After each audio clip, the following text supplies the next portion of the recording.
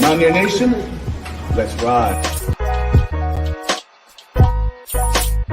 But Don Nealon's Mountaineers enjoy walking in where angels fear to tread.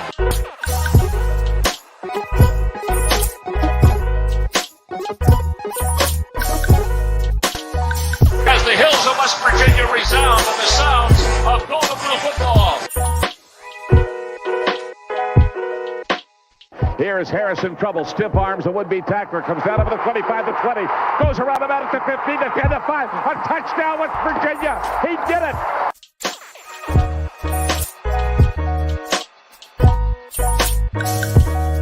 Takes the Slater one-on-one with the defender. Look at that one. West Virginia football. Hey, you know what that's about. They don't know what it's about.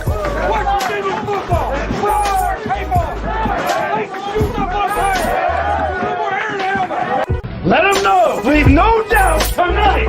Leave no doubt tonight. No doubt. They shouldn't have played the old Golden Blue. It is a great night to be a Mountaineer wherever you may be.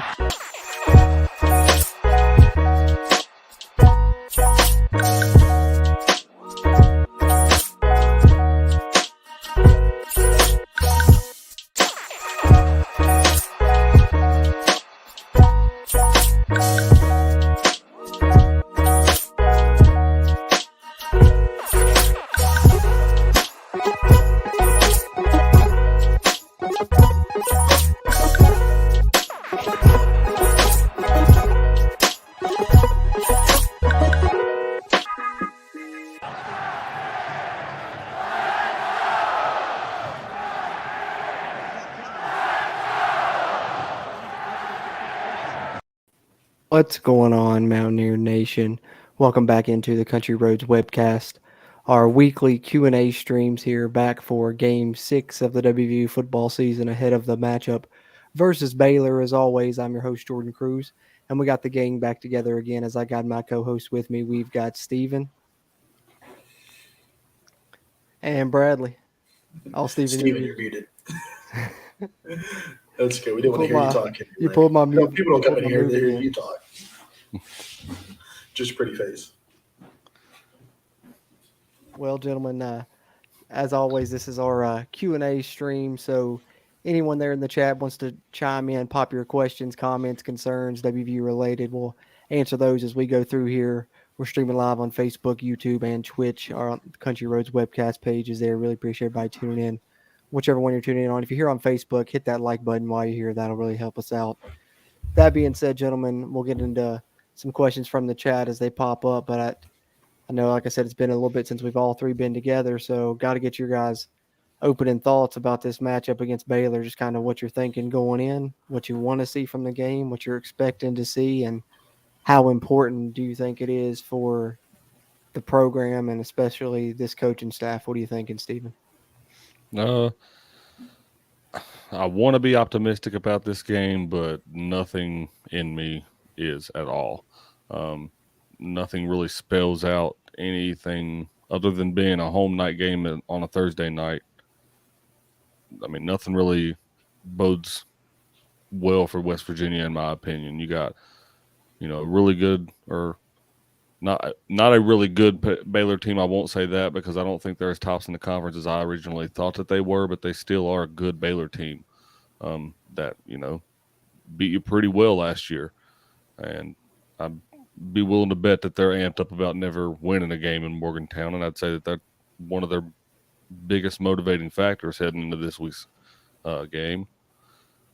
You pair that with it's going to be raining tomorrow night, I would say. If not, it's just going to be finished raining, and it's going to be pretty chilly out there. That doesn't say anything positive in terms of the passing game for West Virginia, because West Virginia can't catch the ball on a good night, let alone it being a cold and rainy night.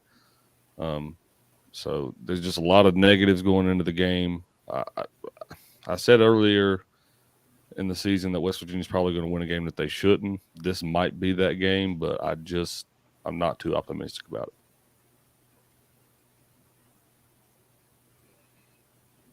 Bradley, what about you? Yeah, I'm along the same lines as Steven here, where it's, Baylor's probably the third worst team that we faced, so far through our going into our sixth game. Right down the middle of the pack, we beat the two worst. We've lost to the three better teams. And I don't know. I don't know going into this game. I think if we win it, I think 3-3 definitely feels, not great, but it's, I think that's a little bit more manageable for expectations. Whereas I think going 2-4 is pretty damning. So in those terms, I think that it's,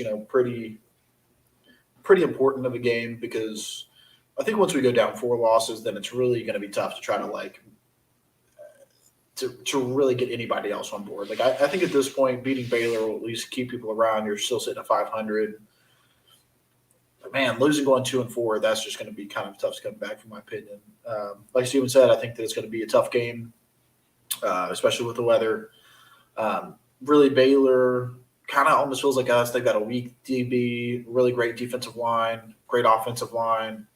Their quarterback is a little bit less, talented than JT Daniels, I want to say. I forgot their quarterback's name. I did have it memorized before this. But, it's just a toss-up at this point. I really don't know what to expect going into the game tomorrow. Are we going to be able to run the ball? I don't know. Are we going to be able to pass the ball? I don't know. Is Baylor going to be able to do any of that? I don't know. At this point, it's just two giant question marks. Yeah, it really is. It really is. That's why, it's hard to talk about and hard to predict with this one. And I think it's just really important for the program. So it's like we're trying not to get our hopes up, because we know we don't want to get our hearts broken again. But at the same time, we know it's like a very, very important game. That's one thing I tried to bring up in the preview episode, was just that this game specifically, I think, is going to, I don't know if I want to say it's going to decide Neil Brown's fate, but it feels that way. I mean, what do you guys think about that? Yeah, I believe this. The reason being is because, largely what Bradley just said. You lose this game, it's going to be really hard to rile everybody back in, especially in the fan base, to try to get back to even win 1 or 2 more games. So you lose this game, and it's, just a continuing snowball effect. Yeah, well, it's almost like getting any easier from here on out. I think that I try to look at it from the perspective of, if we lose this game, the best we can do is win out and go 8-4. The best we can do, winning out in the Big 12, not losing a game for the rest of the season, 8-4. And there's no way you're going to sell me on that. You win this game, then maybe you string a couple together, you drop one, you string a couple more together, and it's a little bit more manageable. Whereas, you lose this one, and then your best is 8-4, and then you're still looking at Oklahoma State, who's looked great, Kansas State, who's looked great, TCU, who's looked way better than anybody expected, a Texas Tech team that's beaten Texas. Where do you find that other win at? And you lose this week, and you're really going to be in a tough spot. And I just don't think that Neil Brown makes it to the end of the season if he loses. I think that might be what this game is. Is Neil Brown going to make it to the end of the season? If he loses this game, probably not. If he wins this game, maybe he makes it to the end of the season. But yeah. Yeah, it's, a game that I think could decide it as well, in my opinion. And, I kind of feel like you said, Bradley, maybe I don't know if he loses this game, it's going to be immediately after, but it's hard to find wins on this schedule. And that's one thing that I talked about. You got to try and get the ones at home if you're going to try and get any on your remaining schedule. The season almost halfway over. And I think that's going to be just a big disappointment for the athletic department, because, West Virginia went into the bye week last year at 2-4. And, this was supposed to be an improved team. And if you're 2-4 this season again through 6 games, then I think that's going to be a big statement. So that's why I think it could really be something that's decisive for Neil Brown. But, we can talk hypotheticals here, of course, because that's what we do, have some fun with that. But one of the questions I wanted to present to you guys is Bentley goes crazy. I think Jade will probably just he's making a guest appearance again. Yeah, of course. But if West Virginia does somehow manage to win this game, then and Neil Brown stays alive, if we're saying this is decisive, if they lose, we think it's almost like a nail in the coffin for him. If they do manage to win the game and he does survive, how many wins does he need to be retained going into 2023, you think, moving forward? What do you think, Steven? I would say at least 3 more. Yeah, you have to get bowl eligible. You have to. You don't keep your job climbing by doing worse, by having your second worst season and, 4 years in. Not ideal. No, I'd agree with you too. I think personally, yeah, you got to get to 6 for me to win. But I think like if I'm Shane Lyons, that's what I said. If West Virginia somehow manages to get to 5, which I think is even far fetched right now in my opinion, but if they do, I think Shane Lyons may retain him with 5 even. But I think 6 would be the minimum for me personally. Yeah, because at 6 we're looking at beating Baylor, right? So we'd have to get this one, and then you're looking at Oklahoma, I guess, Iowa State, Texas Tech. That's 4 right there. That'll get you to 6 wins, and it's like none of those is being 4th to last in the Big 12. Even then, we'd lose I don't even know. You're looking at being 6th in the Big 12. Is that good? With no staple wins yet again. No top 25 wins again. Like, is that even going to cover it? Well, and here's the thing. If you remember, like on the season prediction roundtable when I was doing mine, I had West Virginia starting the season hot, and to me, the toughest games were the final 4 games of the season. In the season prediction roundtable, I had West Virginia finishing 8-4, but I had them going 1-3 in the final 4 games of the season. So to me, those were already like the toughest part of your schedule, and that's what you're coming up on. You got these games against Baylor and Texas Tech, 2 games West Virginia hopefully can be able to compete again. Although I have my questions about that. This Baylor game is going to tell me a lot, but to me, I don't know if I see West Virginia be able to win any of those final 4 now, in my opinion. Yeah, I don't think so. I mean, in my opinion, I hate saying it because it sounds so pessimistic, but just realistically, I really don't see a game West Virginia can win go on the rest of this schedule. It's a lot of it is how bad West Virginia's played, but a large majority of that is how well a lot of these other teams have played. And just in comparison of what I've seen, and it's college football. You're always going to see, one product one week and then a different product next week from all of these teams. And so there's always a chance. But just from what I've seen, West Virginia does not look like they can beat. Maybe they can beat Iowa State, but that's out in Ames. And West Virginia is not going to fare well in Ames. They never have. I don't have confidence that this is going to be the team to finally do it. So. Yeah. And again, that's banking on the fact that you still have the same head coach. Like you lose no Brown, does it make it worse? Again, I don't know, but it's a question. Do we have a better chance of winning games on the stretch if we don't have the same head coach? I think I'm going to tend to say no. I think that our best chance to win games is with no Brown at the helm, but I don't care about winning a game if I'm 4-7. Honestly. Honestly, I could see it playing out to something like after this game, maybe it comes out, maybe it doesn't come out, that if West Virginia loses, they tell Neil Brown that they're going to move on from him, but that they're going to let him finish out the season. And, maybe we hear rumblings that that's what's going on, because I just don't know if, just to fire him mid-season, to me, probably the bye week would have been best case scenario. So, it's really dire situation if they do that, because I just don't – if they fire him as, who's going to be interim? The only one you could really think of would be Graham, because everyone else is pretty much a Neil Brown guy. So I don't know.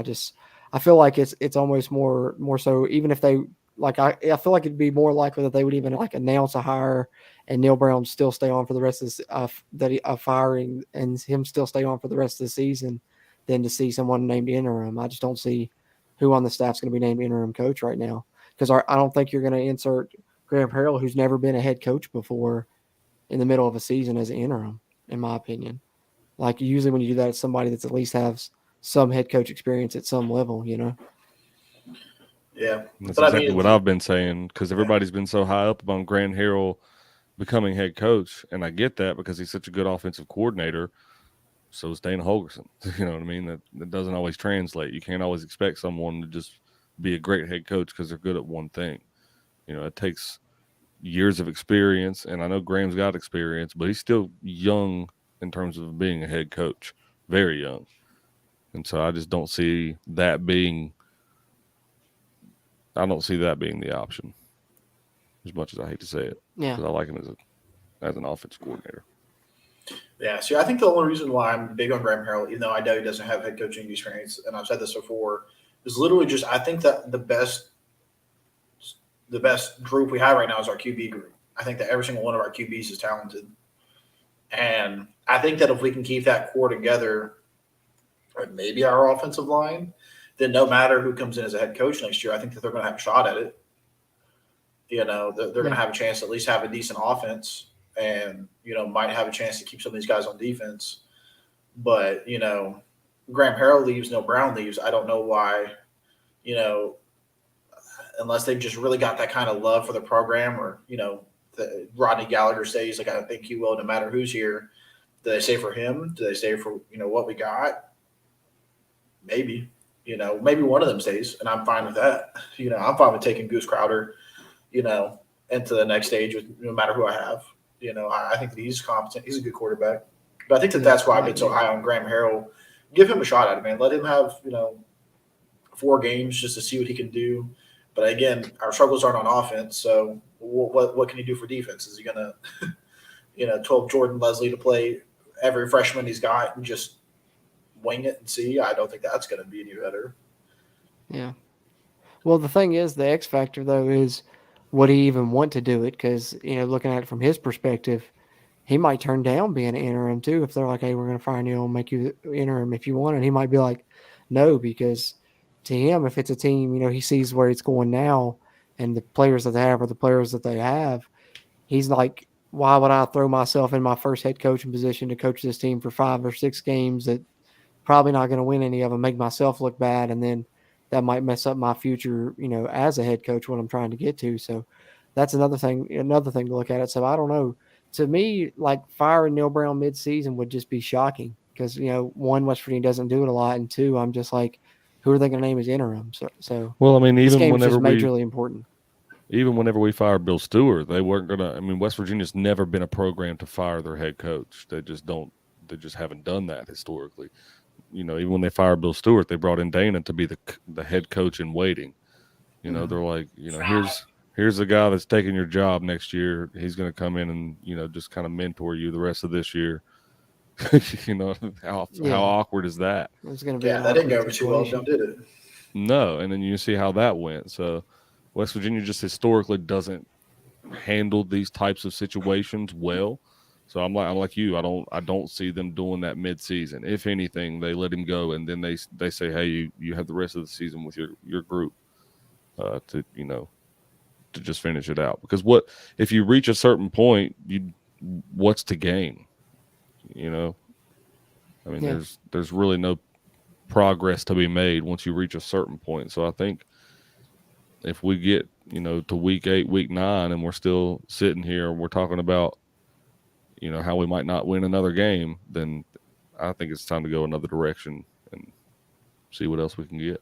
I mean, honestly, I think that if you hit 5 losses before, like if we lose the next 2 games, because we got Baylor, who do we have after Baylor? Is that Texas Tech. Texas Tech In Lubbock. That's, you know, a potential whatever. Okay, let's say you lose the next 2 weeks. I think that they go ahead and make that decision. I think that if we go the direction you guys are talking about, which I think is extremely likely, then, yeah, I think that they just tell Neil Brown that they're going a different direction. And me personally, I hope that finally cuts him loose. And because with his previous 2 interviews, you know, I've heard him say, you know, what we got is what we got. If we had anybody else that could help us, we'd play them. And I hate that mentality. I'm not going to lie. I don't like it. Too. I'm not a big fan of it. And it's bullcrap too, because there's plenty of young guys that we've seen play minimal snaps. How can you sit here?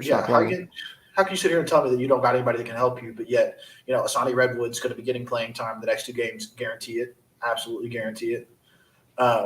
You know, you got some of your best players like C.J. Donaldson, absolute dog. You know, he's going to be coming back the next couple of weeks. Jacoby Spells has had taken his lumps, but he's looked like an athlete out there that can compete. Why not throw Benoit Hod back there? Why not give Raleigh Collins a try? Why not give Jarrell Williams a try? Wide receivers a shot. You got some young wide receivers that you pulled up that showed some promise in the spring game. Just cut them all loose, man. Like you holding back. And I've said this again. I feel like I'm beating a deceased horse. Is just why not change it up, man? Like, you're already losing your job. If you feel like what you got is going to get you there, it's not. Yeah. It's clearly, it's just evident now. The sample size is too large for it to be denied, and there are no more excuses to be had. They've replaced every excuse and fixed everything that was an excuse, and it's still the same product that we've seen. And, that's one thing that I also, looking at it from another perspective for me, is as a Carolina Panthers fan, it's almost very similar situations. And Matt Rule was a great guy as well. Everybody liked him, really well liked and stuff. But year 3 came around, and still the same problem, still wasn't seeing the wins, and they cut him loose. And, that doesn't mean he's a bad coach. He's going to wind up somewhere in college. Somebody's going to scoop him up, guaranteed.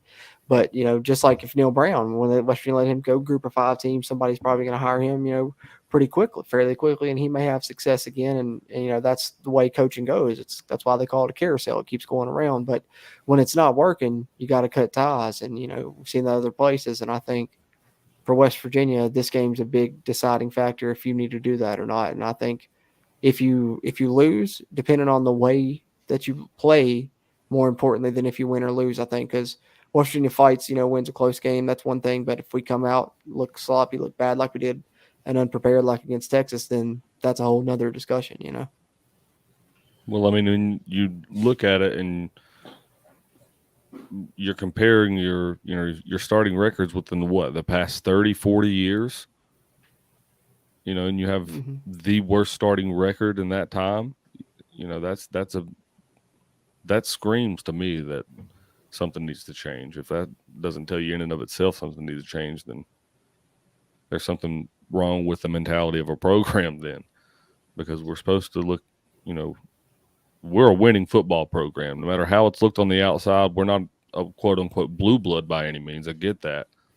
But we are a winning football program, and we pride ourselves on being able to compete with people that we shouldn't be able to compete with. And we're not competing at all this year. We're beating people that are also very bad football teams, but if that's all the people that we can hang our hat on, then I don't know how proud I can be of that as a fan. Yeah, and I think that brings up to a point, my good friend Mike Asti with sports, West Virginia's Sports Now, is talking about, West Virginians having a bit of a too high expectations. And I can believe that. We're not a national championship. We're not a national championship contending team, but like Steven said, we've always been competitive. Ever since I've watched football, even through Dana Holgerson's years, -1 or 2, we've been competitive, absolutely, since I've been a fan. And it comes to a point where, if we can't be competitive, then like, why are we doing it? We're here to be competitive. We've always been, a team that people are afraid to play against. And, we got to get back to that point. I'm not expecting me as a West Virginia fan, I don't expect myself to contend, for a national championship or even a Big 12 championship every year. But damn it, I expect to, win 8 or 9 games.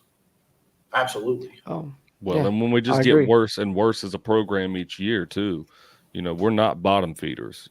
That's not who we are by any means. And I've seen people talk about 05 to 07 spoil us and as a fan base, and to some extent I agree with that, portions of the fan base anyway. But I think it's not unreasonable to expect to compete for a Big 12 championship and at least play in the title game, or finish in the top 2 before there was a title game once in the decade that we've been in the conference. I mean, realistically, I'd like to see us be able to do that once every 4 to 5 years, twice a decade competing for a Big 12 title. I don't think that's unreasonable or unrealistic. And we're not even got that yet. We haven't even done it once yet in a decade, Yeah. And I would even say, most of our expectations aren't even about records. I think that we just expect to play clean football, in year 4, that we don't have delay game penalties on getting a field goal kicker out. We don't have delay games on kickoffs. You don't have false starts first play of the game. You don't have, sloppy, messy penalties. West Virginia's always been gruff and tough and, play with their hand in the dirt. But, we were never dumb about playing football. We knew how to play football. We knew how to get lined up. We knew how to, if we lost, it's because we lost to a better team. Sometimes it always felt, as Mountaineer fans, we, tend to throw games in the worst kind of ways. But, we never had to deal with this kind of sloppy play. And I think that's where really people get mad. It's like we don't expect to win Big 12 championships, but we expect to play clean football. And if we cleaned up, and it's hard to feel that if we didn't clean up some of our, some of this mistakes that we've made in the last 3 years, that we wouldn't be in a significantly better place than we are right now. And it's hard to not think that that's not because of coaching. Yeah. I respectfully disagree with part of what you said. I do agree that we should be playing clean football, and that's what we expect as Mountaineer fans. But we do expect to play in those championship games. West Virginia, in every conference that they've ever played in, has won championships. In the Southern Conference, we won championships. In the Big East Conference, we won championships. And until now, we haven't. And in basketball or football, we haven't won a Big 12 championship. In basketball, I kind of give them a little bit more leeway because it was a huge deal when they finally won a Big East championship in basketball, a Big East tournament championship in basketball. I remember that being, it felt as if we won the national championship at that moment because the Big East Conference was so tough. When West Virginia played in it, I don't think anybody can deny that. As good as the SEC is in football, that's what the Big East was in basketball. During those years with, Georgetown and Syracuse and all those programs. But, anyway, I really truly think that as Mountaineer fans, we should expect to play in those championship games. And if we don't, then there's really no point of us playing in these types of conferences, because I feel like all through those years in the Big East when we're dominating and, Miami is the dominant team and we're going down there and we're playing them to the wire. When we're just a 3-8 football team, it's those types of games that made me love West Virginia growing up, and that's the thing. If we've come to accept, middle of the pack football, then, we might as well be Marshall. Sorry if anybody's into here as Marshall fans, but it's just facts. You know what I mean? The product of that we've grown to love and be fans of is championship caliber football when we don't have championship caliber recruits. I think that's the main thing West Virginia has to make them so lovable. Yeah, I'd agree with what both of you guys are saying, because to me, it's not really about like championships or wins either. Like I said, I want West Virginia to be competitive, and I think they should be competing for those. And that's, one of the things that we're upset about now. But then to go along with what Bradley said, I think it's also about, as West Virginia as a people, we're a proud people, right? And we don't want to, be embarrassed, in these games on the national stage and stuff like that. And that's something that we've taken great pride in over the years, is embracing the underdog role and that underdog mentality. And West Virginia against the world, it's always been, and we've always gone out and shown, in these games, we've won these big games against tough opponents, the BCS Bowls, undefeated in BCS Bowl games, the Big East Championships, running that conference towards the end of its run and things like that. And we've seen West Virginia do it. And so in that aspect, we don't want to put a product on the field that doesn't represent us as a people that we can be proud of, that's embarrassing to us. And even in the times when we weren't winning championships and we may have had down years, we were still competitive in games and didn't put, an embarrassing product on the field. We had a down year in 2003. I think we won 4 or 5 games, but we beat Virginia Tech when they were number 3 in the country, 28-7. You know why we beat them? Because it was a night game in Morgantown on a Thursday or Friday night, I believe. It was definitely a weeknight game. And those used to be special. Those used to mean something. And that's, something I touched on in the preview episode, is that not only are we putting, a product on the field that's, not making us proud. And that's one thing that's hurtful to us because of all the stuff I aforementioned. But also in turn with that, I just lost my train of thought on where I was going with that. But I digress. That's what it means. That's what I think it is to me, is that what's going against you with this staff and everything is that we feel like we've lost that. And that's where I was going, was the specialty of night games. We haven't hardly had any, and the ones we had, we got embarrassed. Yeah, and I think that's a good way to really put my feelings into it, is that I feel like the product we put out has been embarrassing, and that sucks. Yeah. Yeah, and it's like each year we have a game. I mean, pick one. Each year in the Neil Brown era, we've gotten blown out in at least one game that season to an embarrassing degree. Yeah, it might happen more this year. Right. I You're think looking at maybe 3 more of those too. games. Yeah, I think it's more probable than it is unlikely to happen, especially playing in some of these road games that we're playing in. Because isn't Ames a night game? Aren't we playing in Iowa State in a night game? Yeah. That has potential to be a very bad game for West Virginia, because, West Virginia could potentially overlook Iowa State because they haven't been playing as good as some of the other teams in the conference. And then you go out there and, that has all the potential in the world to be bad. But I don't remember a stretch of years where West Virginia's ever been blown out that many times that bad. Yeah, because at least with Dana Holgerson, we had a good enough offense it was exciting to watch. It was at least an exciting product. Even if we were playing bad, we still had a chance to be explosive. We played Oklahoma's really, really good teams to the wire and had 1- and 2-point games with them that were really high scoring. So those were at least entertaining and competitive games. Yeah, and then you're going up against Texas 28-0, before halftime. Second quarter, yeah. Doesn't feel good. The second string quarterback, I might add. Yeah. That's unfair. Yeah. Hudson Card. Hudson Card was almost a 5-star. I was going to say, I'm not going to. Quinn Ewers would have tore us up. Quinn Ewers, it would have been even worse, though. Absolutely. Oh, yeah. Absolutely. Yeah, no doubt it would. Honestly, maybe not, because they were already doing whatever they wanted to. I was about to say, I mean, Second half, I guess we kind of put it. They scored almost every time they had the ball, so I guess I was going to say, I think the score was what it was is because they actually had respect for West Virginia. I don't think it was because they couldn't score more. True. Yeah, they're rolling right now. We'll see how it continues for them. Catch up in chat for a second. Got a couple in here. Silas, what's going on, man? Good to see you in here. He says, what a downturn it's been as fans since September 1st. Couldn't wait for kickoff. Now we can't hardly find another win on the schedule. Ready for the season to end. And that right there is, what we're saying. That's what's the worst part is. That's kind of the mentality of the fan base right now.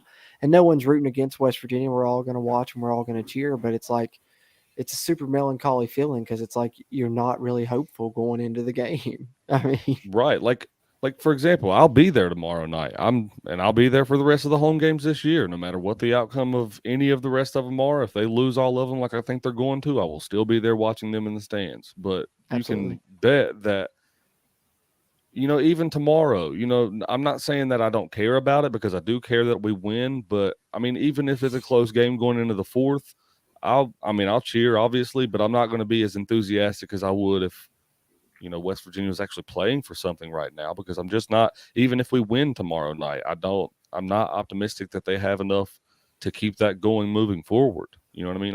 In my mind, if we win tomorrow night, it's still probably going to be the last game West Virginia wins this year.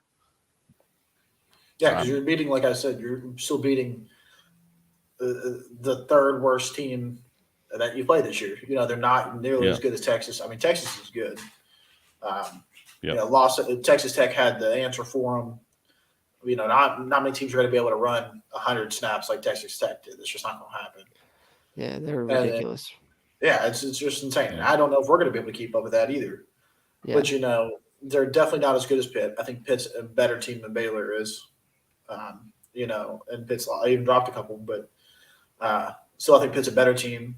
But then – because I always get to this point where I try to convince myself that the teams that we've lost to, like Texas is good. Texas is a damn good team. Kansas is good. And we got them as a complete unknown.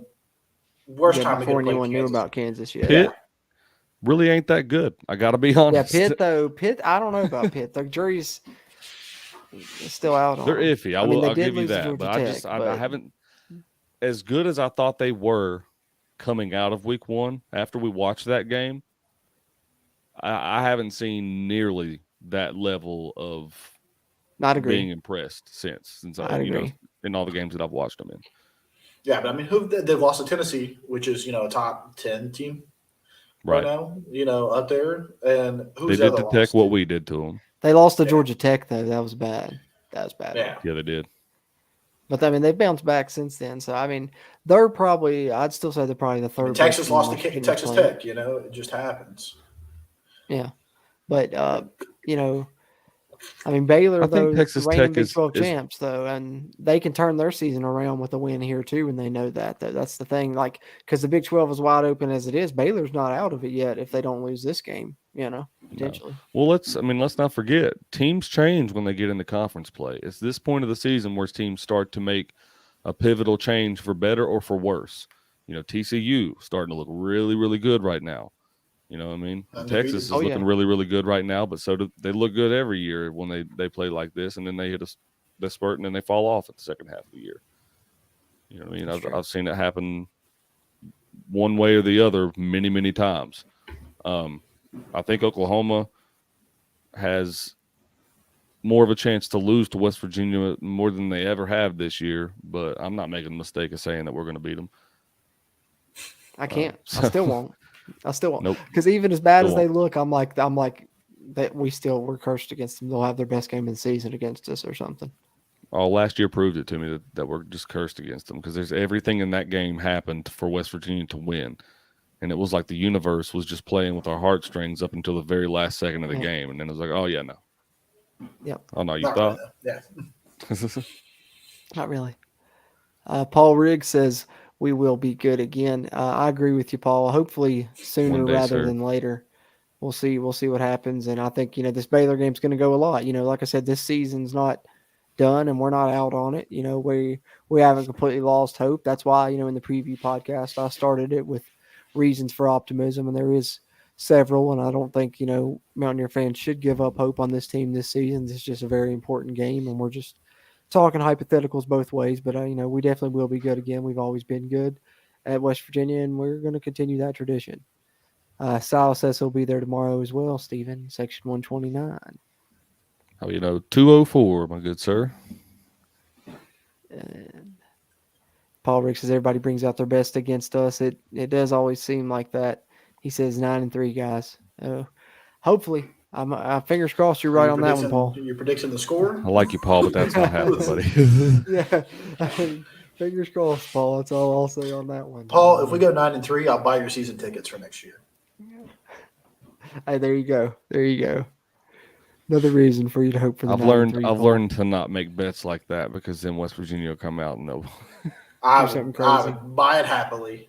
I was about to say, at that point, though, you'd be happy to do it. Exactly. We'll be sitting side by side. No doubt. I love it. Well, you guys continue to chime in and chat. Any questions, comments, concerns you want, we'll stay with you a little bit longer here on Facebook, YouTube, and Twitch there, Country Roads Webcast on each one. If you're on YouTube, like I said, hit the like button while you're in here. It helps us and it helps you. And then if you haven't already, hit that subscribe button. That'll help you as well as we try and get more of this Mountaineer football content out to Mountaineer Nation. That being said, gentlemen, a little bit more specifically about this Baylor game. I know we've been talking, kind of broad picture, hypothetical stuff, but looking at it, defensively, Charles Wood's still out. We know C.J. Donaldson's out on offense. Mike O'Loughlin's out on offense. Jalen Shelton, Neil Brown mentioned him, said he may play at corner, but also said, walk that back a little bit, said the pieces are the pieces. So personally, I'm still expecting to see McCormick and Ajayi try out there as the starters. But, bye week for West Virginia to work on fundamentals. Are you expecting to see anything different, any bright spots from the Mountaineer defense, anything that you think can turn your opinion of this team? I mean, is there a savior? Is there anything that can help this Mountaineer secondary, or your opinion of it? No, the only bright spot that I've seen in just some games has been the defensive line, and that the secondary just continues to get worse. I was like you, Cruz. I wanted to see more of Colby Spells and see what he had, because at least with the time that he had spent out there on the field, he had, made some plays, and used the most, gotten the most of the time that he did get out there. But he didn't play well last week at all. And part of that could be contributed to how good Texas is offensively. And I think that was a lot of it. But, you're not facing bad offenses moving forward in this conference. You're just getting better offenses. And Yep. I mean, that's what this conference is. So you either learn how to adapt and be able to handle those, or, it's sink or swim. So, yeah, long story short, no, I don't expect him to get better at all. I think this secondary has proved that I hate being so hard on these guys, because I like the guys that we've got, but they've just proven that they don't have the talent level to compete at this level of football. I get it, they won at their level of football, but there's a reason that they were recruited for that level of football. Bradley, what about you? I mean, I know you probably feel the same, defensively, but do you think that we'll see them try anything different? Do you think we'll see more moo more spells, or they'll actually play Jalen Shelton, or do you think, Brown's just, blowing more smoke? Yeah, I want to say, because you guys know me. I'm ready to throw everybody new out there right now. Give me everybody new. All right, because I don't think what you have right now is going to save your year. So I just don't see why you wouldn't try something. But yeah, no, I don't. Yeah, I don't see our DBs getting any better, honestly. And I'll stay on. Jacoby Spells looked bad last week, but I'll still take him over whatever progression Wesley McCormick's going to have this year. Isn't going to matter to me because he's gone after this year. Put Jacoby Spells out there. For heaven forbid, I like the guy. I like the kid. Let him get tape. If he's going to go somewhere else, at least let other people see what he's going to be like. Maybe show him that he's going to have a starting spot here next year, no matter who the coaching staff is. I don't know, but keeping the same hullabaloo going is just going to keep upsetting me, man. And I honestly feel the same about you kind of brought up fundamentals, and I'm going to bounce over to the offense a little bit because this is something that frustrates me. Again, Brown's brought up. Let's talk about how the wide receivers are just not doing the fundamentals, or hands aren't in the right place, which, I was never a wide receiver. I was, I've been 260 pounds since 7th grade. I've never ran a route in my life. I couldn't tell you how to receive. But sitting there listening to a former college wide receiver and a Division I head coach talk about hand placement, how about these guys just aren't, doing the fundamentals? You got two, fifth-year juniors that have been in this system since they were freshmen playing. Yep. And they don't know how to get their hands up. And, That's you got – it is every single one of them. I love Caden Prather, and I want him to keep progressing. But if he doesn't, I'm not going to – I don't care. That's why at this point I'm saying, give, Jarrell Williams a shot on the outside. That guy's huge. Give these young guys a shot. But it makes me even more mad because you're preaching fundamentals when you brought in Tony Washington, who's a fundamentalist coach, to come in from Coastal Carolina, who's to come in and focus on fundamentals. And they're going to turn around there and tell me that they can't do the fundamentals. And it's like, who teaches them the fundamentals? Because apparently it's not you guys. Well, and then to me, too. You're the coach for 4 years. Yeah. To me, too, I played quarterback in high school, and then whenever I got to semi-pro, I played defensive end, and I did play wide receiver. And no, I'm not going to sit here and say that I have good enough hands to play in the NFL, but I promise you, most of what was thrown my way, I found a way to catch it. Because you know why? Because that's the position that I played. That's what you do. Receiver. I didn't play dropper. Okay, and that's what these guys play. They just play pass dropper all the time. I promise you, okay, like I just said, I played in high school and I played at semi-pro, okay? Both are very unimportant levels of football, I promise you. High school, yes, but I didn't have the talent to go anywhere or the stick-to-itiveness, I guess, to go to a D1 level. And mind you, I get that these guys are very one of a kind, I guess you could say, in terms of the athletes that get there. I understand that. That being said, if it was my one job to play weekly football games and go out there and catch footballs, you know what I'm doing all summer? I'm going out and running routes and catching footballs every single day of my life. Even when I'm not in practice, I'm going out to another practice field with my friends, and I'm catching footballs. I'm going to try different things to make it uncomfortable for me to catch footballs. And I don't see We've got how if top you of the do line that, jug then you machines. continue we got to top drop of the footballs. line things that throw to you. Right. We have you don't even need the a secret person. technology that we have is tops, and then it's hard to tell what all else they have in the equipment that they can use to help you get better. There's no excuse under God's green earth for me to understand why players that not only are talented and recruited to be there and play well, but players that have been recruited and done that and then have been there for 2 and 3 years and still can't catch a football. Who are also now getting paid to be here. Yep. Thank you. Yep. That's a great I was going to point, say Brad. the same That's a thing. wonderful Yep. point. Exactly. That are Getting now paid. Also drawing- getting paid to do so No now. excuses. That we are paying, not It's me, the I guess I same thing haven't in done it basketball yet. with how players miss free throws constantly. You can't sit here and make anything on that line make sense. There's no reason in this world for a player in Division I basketball or professional basketball to miss a free throw, or more specifically, consistently miss free throws. I'd agree. It's the one thing you I'd get agree. paid to do is make a It's basketball very shot. similar. Do it. Yeah, Well- that's just where it comes to like that fundamentals. He says that they're lacking fundamentals, and to me, it's just you can't blame the players for that at that point in time because obviously, like that's not just a player issue there, man. No, it That's can't something be they're after not this being long. coached to do.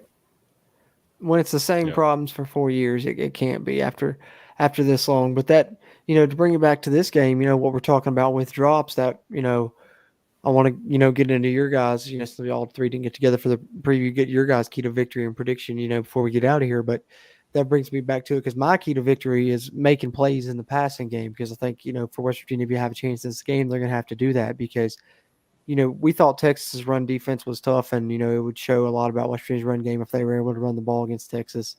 And they couldn't. Only ran for 61 yards.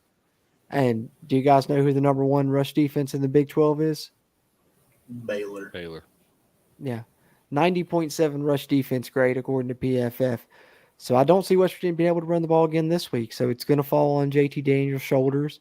And we know we trust him to get West Virginia in the right scenarios to make the right decisions, throw it to the right place the majority of the time. So a lot of it's going to be on these receivers to make those plays in this game. So Yeah, they're going to and get. that's another reason why we're not hopeful. Yeah, they're going to get exposed this game, whether it's good or bad. The spotlight's going to be on them. And Yeah. and to put it Hopefully this somebody way, stands out, if the makes plays. receivers do catch the ball well in this game, it'll almost make me upset to a point because why can't you catch that ball consistently like that? And you could catch them in this setting because it's going to be, I think, around either mid to high 40s tomorrow night, like I said, and either just coming off of some rain or during the game might be possibly some rain. So if they catch the ball well tomorrow night, and then you couldn't do that on a warm night in Pittsburgh, and you couldn't do that, on a home game in Morgantown when it wasn't or a nice evening night in Austin. But Right, that's or a been nice the evening issue night in all Austin. along is the consistency. Like they've done it in spots. We've seen Bryce Ford Wheaton do it this year in spots. We've seen Sam James his freshman year against Texas Tech, 14 catches, 200+ yards. Could have been more if a couple passes weren't accurate. They've done it in spots. They just haven't been able to do it consistently.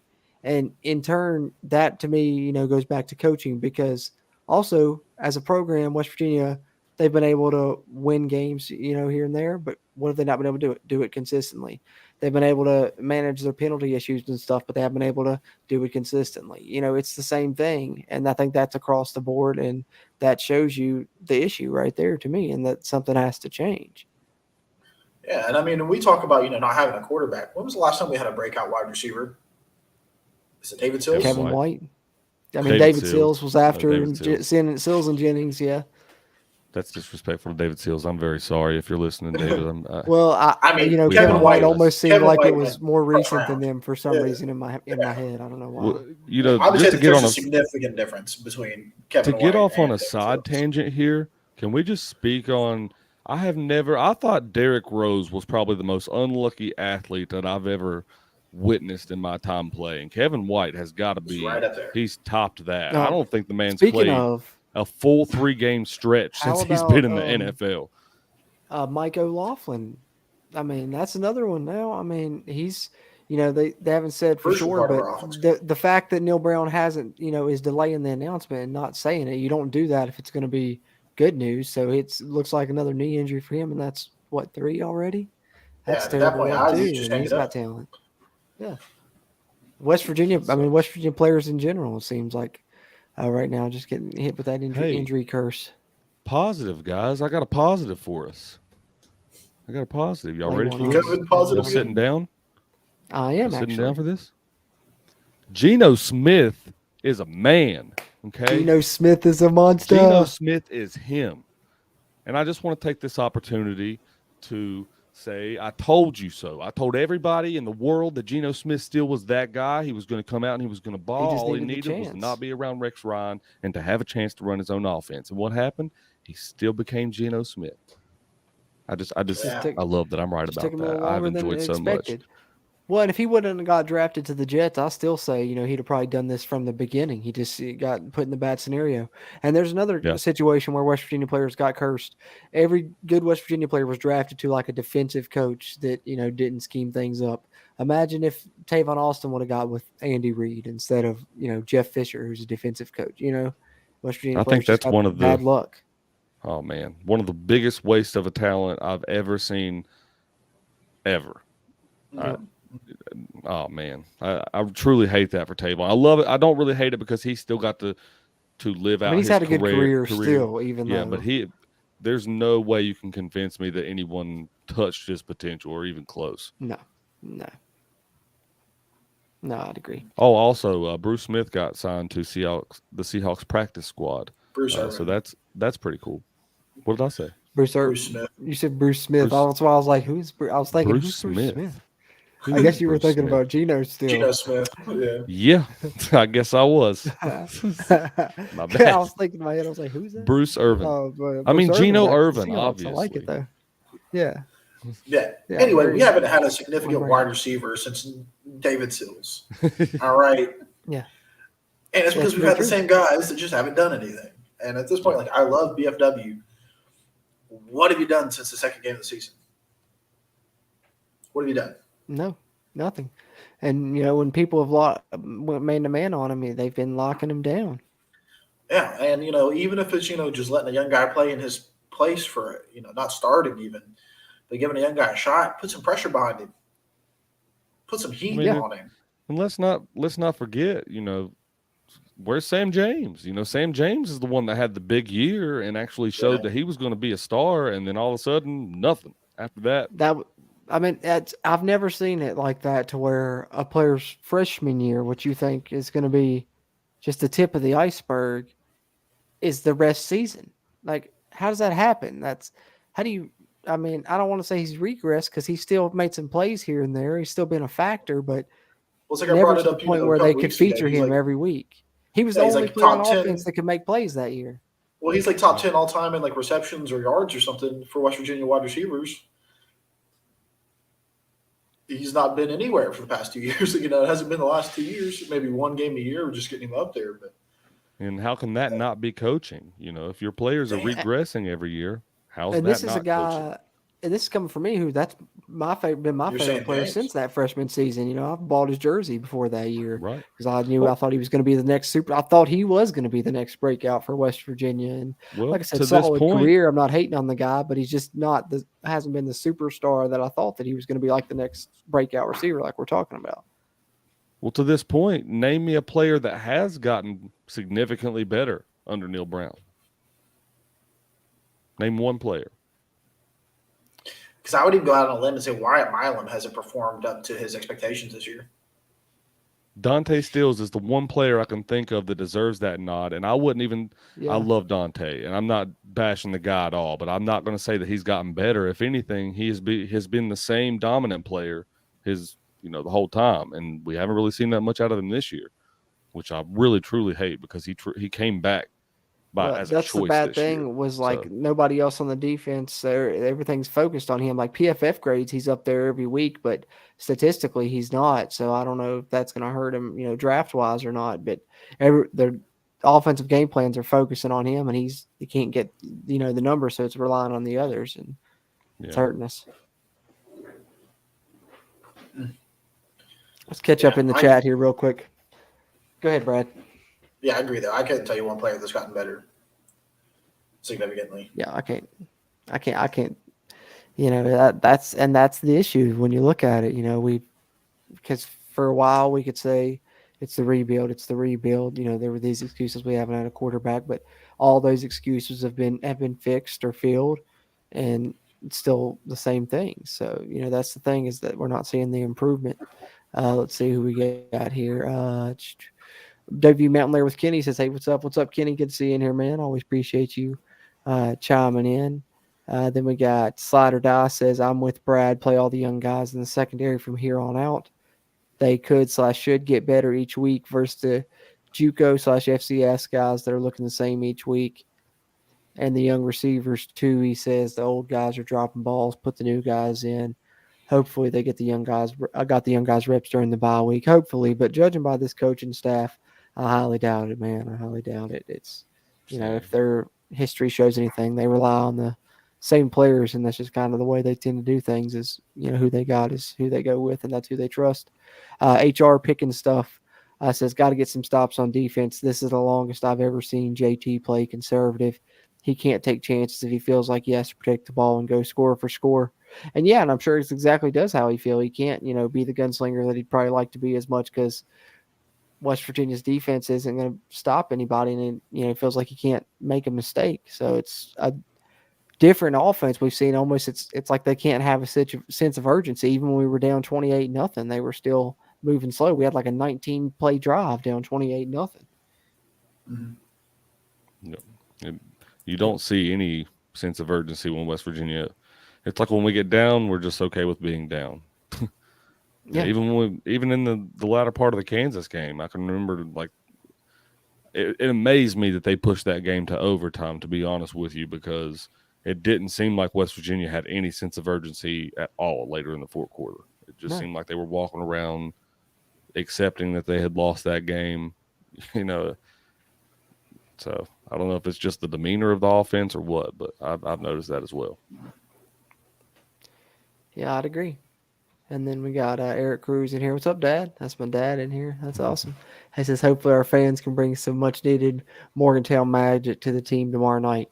We need it. We need a dose of that Morgantown magic. We haven't seen it in a while. Thursday night game. Haven't had one of those in a while. So hopefully. I mean, that's one thing I pointed out. The fans need to show up and show out, because that's the one advantage I think West Virginia does have going into this game, is the home field advantage and the possible, Mountaineer magic. We know it's a special place at night there. So hopefully that's the one thing West Virginia can bank on going into this one, and we'll see how the crowd turnout is and how the demeanor is. But hopefully, at least early, it's loud, and maybe that can make a difference and help West Virginia get off to a fast start and stay in the game. But speaking of making a difference, boys, didn't get together for the preview pod, so got to get your guys what you think will make a difference, your key to victory in this one, if the Mountaineers are going to find a way to come out on top in the 6th game of the season here against Baylor. What are you thinking, Steven, key to victory? And then let's hear your score prediction. I don't really know if I have a key to victory. I mean, the key to victory is just bounce back in terms of attitude. I mean, we have to have some sense of urgency to win a football game. Texas. Yeah, significantly better against Texas. With that said, I think it'll be a little bit closer than some fans think, but I don't think West Virginia has enough to pull it out. I think West Virginia loses 38-35. I like it. I don't know if you guys got a chance to see it, but I'll go ahead and give a spoiler. I gave it away on the Baylor debrief I did with Scotty there from the Baylor podcast as well. So might as well give a little spoiler out here as well. Like I said earlier, my key to victory is making plays in the passing game, but I also had the Mountaineers losing. But I think that the home field advantage helps them to keep it close. I had it 28-24 Baylor. Bradley, what about you? Rounding us out, your key to victory and score prediction for this one. Yeah, and I'm going to put it on the offensive line on this one. If we're going to win, if we're going to have any chance of winning, our offensive line is going to have to play well. Going to have to get movement on the big guy. Going to have to give JT Daniels some time to throw the ball. Baylor's really good on 3rd and long down. So, in order to win those, you got to give the guy time. So, offensive line, I think, is probably going to be my key to victory. If they play well, then we've got a chance. If they play extremely well, we've got a chance. That being said, I don't think we do it. I had us actually losing this game in our preseason roundtable, so I don't feel too awful picking us to lose here too. I think it's a close one. I think that, the defenses are somewhat around. I think it's going to be 24-21 Baylor. Yeah, so all kind of close score range wise, and think West Virginia is going to make it a close one in a fight, and we got a little bit of faith in that at least. But unfortunately, thinking the Bears will come out on top, and hopefully we're wrong because the Mountaineers really need it. Neil Brown really needs it, and I think this program really needs it. So it'll be a big thing moving forward. I think the results of this game, one way or the other, however it comes out. But either way, however it comes out, we'll be here to talk about it on the Country Roads webcast channel immediately following the game. Check us out for the Voice of College Football post-game show there on the Voice of College Football channel and the West Virginia Mountaineers at the Voice of College Football channel. Hopefully that'll start by about 11 p.m. with the game kicking at 7. But be sure and check that out post-game. Other than that, guys, what else we got to plug? Anything you guys want to plug or know that we need to plug here before we close out? No. Not that I can think of, my guy. No. I do want to give another shout out, just a little bit of since I wasn't here for the weekend, a little bit of recruiting news. I want specific stats on this. You're gonna have to give me a second. I brought him up, I think, in every single preview we've had so far. Is it Jaheim White? Oh yeah. Jaheim White. Just pull so that guys, up. Pull that up. Yeah, where's that? Yeah, he ran for 417 yards and had 6 touchdowns in one game. One game. That's in one game, ladies and gentlemen. And it's still showing a lot. It's still showing a lot of love to WVU. And I think I was going to say, my question is, are we going to be able to keep him after a performance like that? Yeah, I think that he's locked in. I don't think he's going anywhere. Yeah, I know. That's what I'm wondering. So, a couple questions from the chat before we hop out. HR Picking Stuff says, I think Jordan has to mix up blitz packages and go after the quarterback all game. I don't think he has the secondary that will hold up for 4 quarters, got to force turnovers. Yeah, that's the real one way that I think West Virginia's going to have to attack him. Jordan Leslie, speaking of, is, Blake Shapen, the one time that he does struggle is against the blitz, and when he's pressured, he has a pretty good quarterback rating on PFF, but it drops significantly if you can get any pressure on him whatsoever. So, yeah, I think bringing the blitz is the answer, but also, with the suspect secondary, that's the stuck between rock and hard spot that Jordan Leslie's in with this defense. So hopefully they're able to force some turnovers because they're going to need them. I'd agree with you there. And then he also says, who's going to block that 360-pound nose tackle monster? Yeah, great question. I don't know. I think that's the key matchup to me is him, Ika versus Zach Frazier, if West Virginia's going to be able to do anything in this game. But that being said, hopefully they are. We'll be here to talk about it post game, so be sure and check out our post game show immediately following the Baylor game. Check us out on Twitter at WVU Country Roads. I'll be live tweeting during the game as well. And appreciate you guys that have tuned in here for this Q&A. And we'll have plenty more coverage coming throughout the season as it continues. Whatever that brings, we will see. But this Baylor game is going to play a big part in deciding exactly what that is. That being said, any final thoughts, gentlemen, before we get out of here? You got anything, Steven? Nope. Just ready for another game, ready for another opportunity to be disappointed. Bradley, what about you? Any final thoughts? God, I hope we win.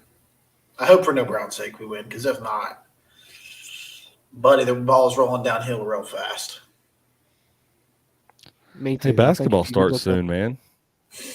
I'm not excited about that. I am, but I'm not. Hey, there's still time to be optimistic about basketball before we get disappointed about that, at least. I am excited. I am not so optimistic. Hey, I'm excited to see us play.